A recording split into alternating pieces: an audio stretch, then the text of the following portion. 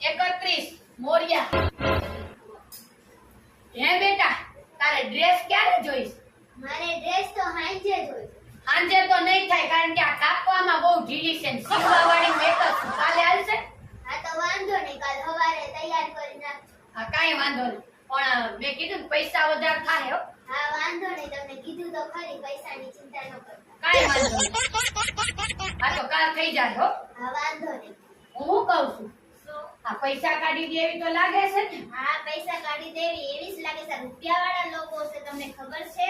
હે?